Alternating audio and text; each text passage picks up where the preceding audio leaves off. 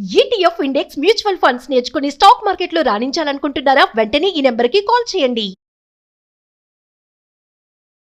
నమస్తే, welcome back to Suman TV. Present మనతో పాటు ఉన్నారు ఎనలిస్ట్ మందరి కృష్ణారెడ్డి గారు. నమస్తే సార్. నమస్తే అమ్మా. సార్, అమెరికా, ఇజ్రాయెల్, ఇరాన్ మధ్య యుద్ధం అసలు ఎందుకు జరుగుతుంది? దీనికి గల కారణాలు ఏంటి?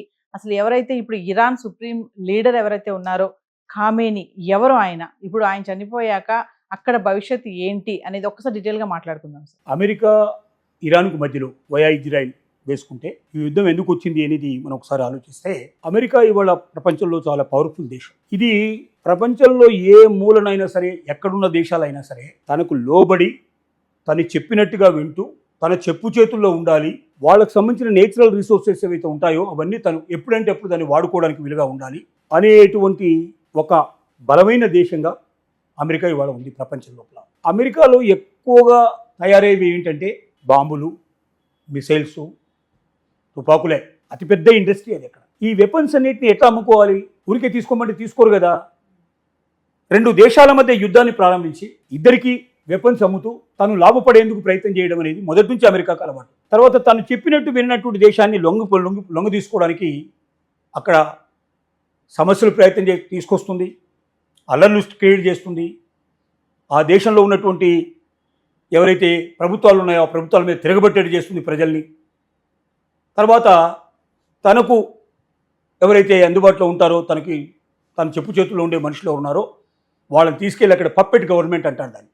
అంటే తను చెప్పినట్టుగా వింటే చెప్పు చేతుల్లో ఉండేటువంటి గవర్నమెంట్, పప్పెట్ గవర్నమెంట్ని ఏర్పాటు చేస్తుంది.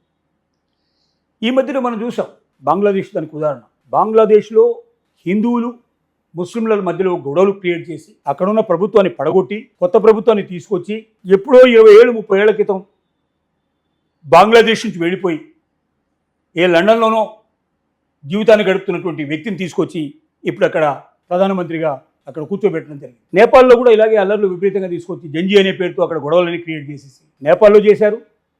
అలాగే మనకు శ్రీలంకలో కూడా ఈ రకమైన గొడవలని క్రియేట్ చేసి గందరగోళాలు క్రియేట్ చేసి అక్కడ కూడా ప్రభుత్వాన్ని మార్చారు. ఇలాగా ప్రపంచంలో ఉండేటువంటి అనేక దేశాల లోపల ప్రభుత్వాన్ని పడగొట్టి తనకు అనుకూలమైన ప్రభుత్వాన్ని ఏర్పరచుకొని తన చెప్పుతుట్లో పెట్టుకొని అక్కడున్న నేచురల్ రిసోర్సెస్ అన్నిటిని తన కైవసం చేసుకొని ఇంకా తను లాభపడడానికి ప్రయత్నం చేయడం అనేది అమెరికా యొక్క నైజం. దానిలో భాగంగానే ఇరాన్ మీద కూడా గత 30 సంవత్సరాల పైగా ఈ పన్నే చేయడానికి ప్రయత్నం చేస్తారు. పదుల సంఖ్యలో ఇరాన్ మీద దండెత్తే ప్రయత్నాలు జరిగాయి. ఇప్పుడున్నటువంటి మరణించినటువంటి ఎవరైతే సుప్రీం ఉన్నాడో ఆయతుల్లా ఖమేనీ కన్నా ముందర ఉన్నటువంటి రాజు కొంత వాళ్ళకు అనుగుణంగా ఉండే ప్రయత్నాలు చేసుకునే ప్రయత్నం దగ్గరగా వచ్చిన టైంలో 1989లో అక్కడ సుప్రీంగా ఆయతుల్లా ఖమేనీ తన యొక్క సామ్రాజ్య విస్తరణ ప్రారంభించాడు. తను చాలా స్ట్రాంగ్గా నిలబడ్డాడు. అంతకుముందు తను అక్కడ ఉన్నటువంటి సుప్రీం యొక్క ఆలోచనలకు భిన్నంగా ఉన్నాడనే ఉద్దేశంతో అతను జైలు పాలు చేశాడు. చాలా కఠిన కారాగార శిక్ష అనుభవించాడు. సైన్యంలో పనిచేశాడు. మత గురువుగా పేరు తెచ్చుకున్నాడు. చాలా పేదరికం నుంచి ఉన్నతమైన స్థితికి చేరుకున్నాడు. కాబట్టి చాలా కఠినంగా వ్యవహరించేవాడు, నిక్కచ్చిగా ఉండేవాడు. 1989 నుంచి 2026 దాకా, అంటే దాదాపు 37 సంవత్సరాల పాటు అతను ఇరాన్ని చాలా స్ట్రాంగ్గా తయారు చేశాడు. ఇరాన్కు ఉన్న మెయిన్ సోర్సెస్ ఏంటంటే మెయిన్గా చమురు నిల్వలు చాలా ఎక్కువ ఉంటాం అనేది. రెండోది ఇండస్ట్రీస్ని కూడా డెవలప్ చేశాడు. ముఖ్యంగా తమ దగ్గర ఆయుధాలు లేకపోతే మిగిలిన దేశాలన్నీ తమ మీద పెత్తనం వహించే ప్రయత్నం చేస్తాయనే ఉద్దేశంతో యురేనియాన్ని శుద్ధి చేసి అణుబాంబుల్ని తయారు చేయడం ఎట్లా అనే దానికి ప్రాముఖ్యత ఇచ్చాడు. అణుబాంబులు తయారు చేయించాడు. అణుబాంబులు తయారు చేయించడం ఎప్పుడైతే ప్రారంభించాడో ఇప్పుడు అమెరికాకి విపరీతమైన కోపం వచ్చింది. అంటే ఇరాన్ స్ట్రాంగ్ అయిపోతుంది. ఇది స్ట్రాంగ్ అయితే తన చేతిలో ఉండదు. ఇరాన్ చుట్టూ ఉండే అన్ని దేశాలను భయపెట్టేసేసి గల్ఫ్ కంట్రీస్ అన్నిట్లలో తన ఎయిర్ బేస్లు అక్కడ స్టార్ట్ చేసుకున్నారు. అంటే ఏ దేశం మీద యుద్ధం చేసుకుంటే అక్కడి నుంచి వాళ్ళు యుద్ధం చేసుకోవడానికి వీలుగా వాళ్ళే అక్కడ ఎయిర్ బేస్లు నిర్మించుకున్నారు. ఎయిర్ బేస్లు నిర్మించుకొని ఎయిర్ స్టేషన్స్ తయారు చేసేసుకొని వాళ్ళ యొక్క మిసైల్స్ని, విమానాల్ని అక్కడ పెట్టేసుకొని స్థావరాలు ఏర్పాటు చేసుకున్నారు. ఆల్మోస్ట్ వాళ్ళు ఇరాన్ చుట్టూ ఉండేటువంటి దేశాలన్నింటిలో ఈ స్థావరాలు ఉన్నాయి. ఏ క్షణంలో అయినా అక్కడి నుంచి మధ్యప్రాచ్య దేశం ఇది, పశ్చిమాసియా అంటాం దీన్ని. ఈ పశ్చిమాసియా నుంచి ఏషియన్ కంట్రీస్లో మిగతా ఏ దేశానైనా కొట్టడానికి అవకాశం ఉంది. అలాగే అమెరికాకు దూరంగా ఉన్న దేశాలు ఏవైతే ఉన్నాయో వీటికి దగ్గరగా ఉండే దేశాలన్నింటి మీద ఆధిపత్యం చెలాయించడానికి వీలుగా తయారు చేసి పెట్టుకున్నాడు. ఇరాన్కు మరొక అవకాశం లేకుండా చేశాడు. తాను ఆయుధాల విషయం లోపల స్వయం సమృద్ధి సాధించకపోయినట్టయితే అమెరికా ఏ క్షణంలో అయినా మమ్మల్ని లొంగ తీసుకుంటుందనే భయం వాళ్ళకి ఏర్పడ్డట్టుగా చేస్తున్నారు. దానివల్ల ఖమేనీ కూడా పూర్తిగా స్ట్రాంగ్గా తయారయ్యారు. అమెరికా చాలా ప్రయత్నాలు చేసింది, చాలాసార్లు దండెత్తింది, చాలాసార్లు రాజీ కుదిర్చేటువంటి ప్రయత్నం అన్ని దేశాలు చాలా పెద్ద దేశాలు కూర్చొని రాజీ కుదిర్చాయి. ఆ రాజీలో భాగంగా ఏంటంటే తను ఏమంటాడు, ఎట్టి పరిస్థితుల్లో మీ దగ్గర అణుశుద్ధి ఉండడానికి వీల్లేదు, అణుబాంబులు మీరు తయారు చేయడానికి వీల్లేదు అనే కండిషన్ పెట్టడానికి ప్రయత్నం చేసింది అమెరికా. మిగతా దేశాలకెన్నిటికీ ఆ కండిషన్ లేదు. చైనా తయారు చేసుకుంటుంది, రష్యా తయారు చేసుకుంటుంది, అమెరికా తయారు చేస్తుంది, ఇండియా తయారు చేస్తుంది, చాలా కంట్రీస్ తయారు చేస్తున్నాయి. మరి ఏ దేశం మీద లేని రిస్ట్రిక్షను ఒక్క ఇరాన్ మీద ఎందుకు పెట్టాలి? అది కరెక్ట్ కాదు కదా.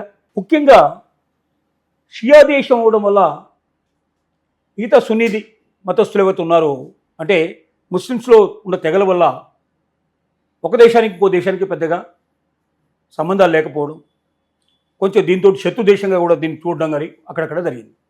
కానీ ఖమేనీకి ఉండేటువంటి ఎంతమంది అభిమానులు ఉన్నారని తెలిసిందంటే ఇవాళ 200 కోట్ల మంది సుమారుగా ప్రపంచంలో అన్ని దేశాల నుంచి కూడా దీనికి వ్యతిరేకిస్తూ ఆయన మరణానికి చాలా సానుభూతి చూపించడం జరిగింది. సో ఇలాంటి పరిస్థితుల్లో గత సంవత్సరం కూడా ఇజ్రాయెల్ ద్వారా అమెరికా దాడులు చేయించింది ఇరాన్ మీద, విపరీతమైన దాడులు చేసింది.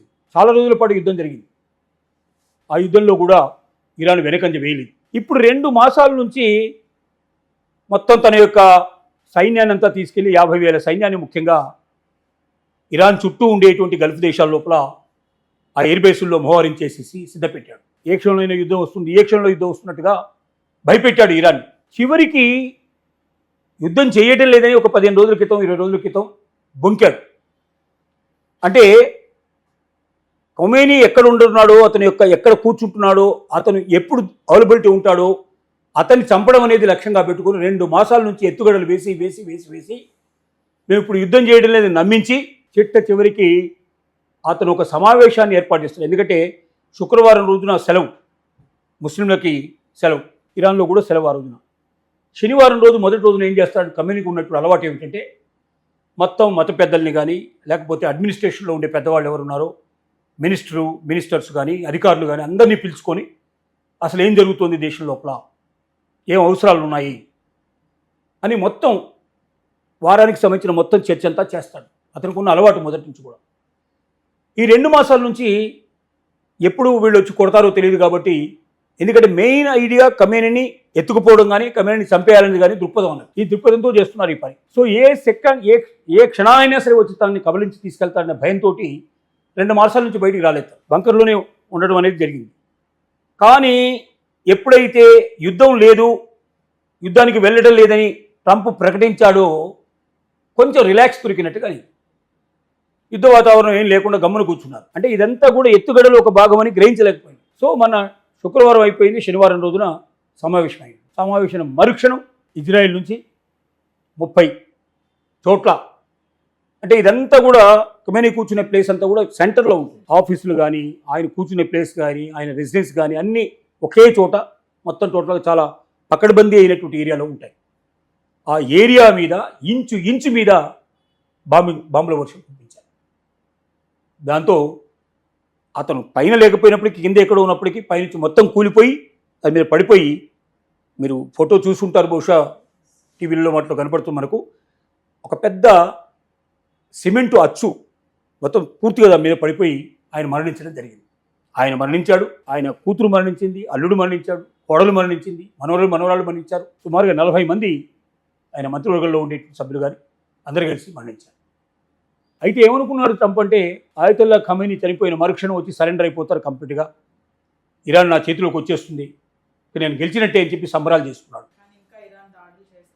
కానీ ఖమేనీ ఎంత తెలివైన వాడంటే, తను మరణించడానికంటే ముందు ఏదో రోజున చనిపోతాను తెలిసి 87 ఏళ్ల వృద్ధుడు ఆయన, 37 ఏళ్ళ నుంచి అధికారంలో ఉన్నాడు, 50 ఏళ్ళకి అధికారంలోకి వచ్చాడు. 87 ఏళ్ల వయసులో ఉన్నట్టు మనిషి చాలా దీర్ఘంగా ఆలోచించాడు. తను చనిపోయినా నెక్స్ట్ ఎవరు ఉండాలి, వాడు చనిపోయినా నెక్స్ట్ ఎవరు ఉండాలి, వాడు చనిపోయినా నెక్స్ట్ ఎవరు ఉండాలి అన్నట్టుగా ఇంకా 25 ఏళ్ళకి 50 ఏళ్ళకి కావాల్సినటువంటి ఆలోచన ముందే చేసి పెట్టాడు. కాబట్టి ఆయన చనిపోయిన మరుక్షణమే 3 మ్యాన్ కమిటీ ఒకటి ఉంటుంది. ఆ 3 మ్యాన్ కమిటీలో తాత్కాలికంగా ఉండే అధ్యక్షులు ఎవరు ఉంటారో వాళ్ళు ఉంటారు.